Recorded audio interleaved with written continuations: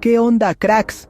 Hoy viajamos a una de las épocas más polémicas de México, el Porfiriato. ¿Porfirio Díaz fue un dictador despiadado o un genio modernizador? Esa pregunta sigue dividiendo opiniones. Vamos a descubrir lo bueno, lo malo y los secretos de hace más de 100 años, sin clases aburridas, solo los datos y chismes que importan. Entender el Porfiriato es clave para entender el México de hoy. Arrancamos este viaje en el tiempo.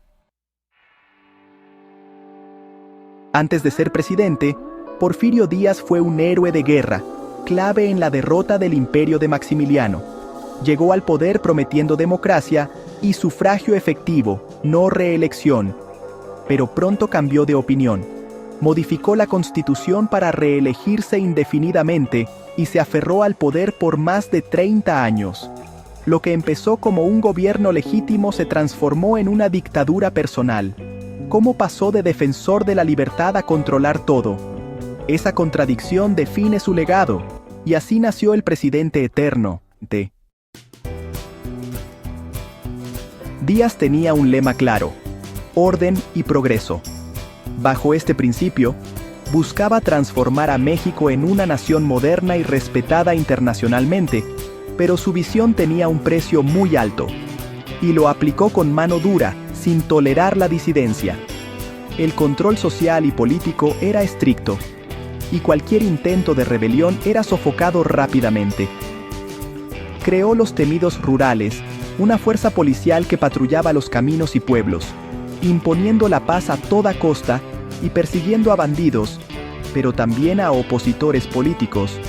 Además, usó la ley fuga para eliminar a quienes se oponían a su régimen, justificando ejecuciones extrajudiciales bajo el pretexto de intentos de fuga. Con el país en orden, Díaz abrió las puertas a la inversión extranjera, permitiendo la llegada de capital y tecnología.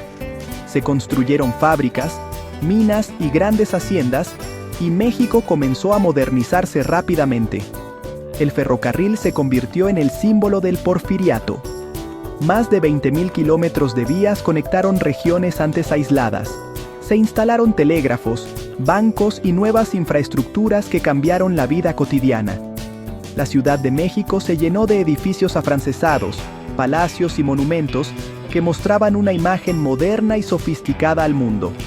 Sin embargo, este progreso benefició principalmente a una élite: inversionistas extranjeros, hacendados y políticos cercanos al poder, quienes acumularon grandes fortunas y privilegios.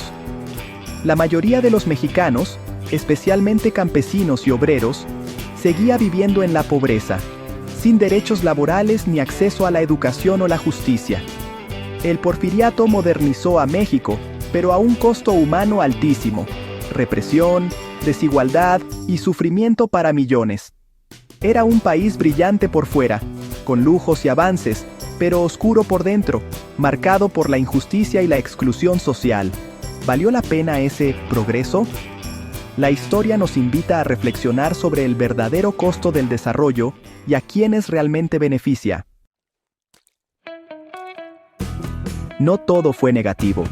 El Porfiriato trajo estabilidad tras décadas de caos. La economía creció, el peso se fortaleció y México se integró al mundo. Los trenes y la infraestructura unificaron al país y sentaron bases para la industria. Se fundaron instituciones educativas y científicas, como la Universidad Nacional y el Observatorio Astronómico. México se modernizó y se proyectó como una nación culta y ordenada. Ese es el legado positivo que muchos defienden. Pero el precio de la estabilidad y el progreso fue brutal. México vivió bajo una dictadura implacable, marcada por la represión y una desigualdad social extrema. Porfirio Díaz gobernó con mano de hierro, consolidando su poder a través del miedo y el control absoluto. Las elecciones eran una farsa, simples formalidades para legitimar el régimen. La oposición política era perseguida, silenciada o eliminada sin piedad, y la prensa independiente apenas podía sobrevivir bajo la censura. Mientras tanto, la élite y los extranjeros se enriquecían, acumulando tierras y privilegios. campesinos e indígenas perdían sus tierras ancestrales, obligados a trabajar en condiciones casi de esclavitud, en haciendas y tiendas de raya, atrapados en deudas impagables. Cuando los trabajadores alzaron la voz, como en las huelgas de Cananea y Río Blanco, la respuesta fue la violencia brutal. El ejército y la policía sofocaron las protestas, dejando cientos de muertos y un mensaje claro: no había espacio para la disidencia. No existían derechos laborales ni justicia para el pueblo. Los obreros, incluyendo niños, trabajaban jornadas extenuantes en condiciones miserables, sin protección ni esperanza de mejorar su situación. El resentimiento y la frustración crecieron entre los campesinos, indígenas y obreros. La injusticia social se volvió insostenible, alimentando un profundo deseo de cambio y justicia. El orden de Díaz se mantuvo a punta de bayoneta, con el ejército patrullando las calles y sofocando cualquier intento de rebelión. Así, en medio de la represión y la desigualdad, se sembró la semilla de la Revolución Mexicana, un movimiento que cambiaría para siempre el destino del país. El porfiriato también tuvo su lado glamuroso. El Ángel de la Independencia y el Palacio Postal son de esa época. Díaz soñaba con hacer de la Ciudad de México el París de América Latina, y la élite vivía a la francesa. Fue uno de los políticos más fotografiados del mundo, cuidando siempre su imagen. Su lema: poca política y mucha administración. Creía que el progreso era más importante que la democracia. Irónicamente, murió en el exilio en París, lejos del país que transformó y oprimió. Todo cambió cuando Porfirio Díaz, en 1908, sorprendió al país al declarar en una famosa entrevista que México ya estaba listo para la democracia. Por primera vez, el dictador que había gobernado por décadas insinuaba que permitiría elecciones libres, despertando esperanza y expectativa en la sociedad mexicana. Inspirado por estas palabras, Francisco I. Madero, un joven idealista del norte, tomó la palabra y se volvió líder de la oposición. Con el lema "sufragio efectivo, no reelección", Madero movilizó a miles de mexicanos cansados de la dictadura, exigiendo un cambio real y elecciones auténticas. Sin embargo, Díaz traicionó su promesa. Temiendo perder el poder, mandó encarcelar a Madero y se reeligió una vez más. Pero el pueblo, inspirado por el movimiento de Madero, ya no estaba dispuesto a aceptar la represión y la falta de libertad.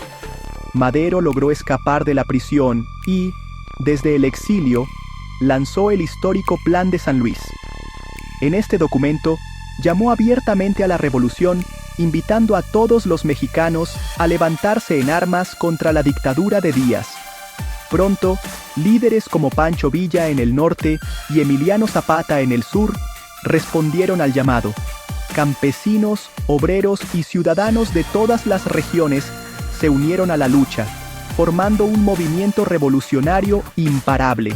En menos de un año, la presión revolucionaria fue tan grande que Porfirio Díaz no tuvo más opción que renunciar a la presidencia y exiliarse, poniendo fin a más de 30 años de gobierno autoritario.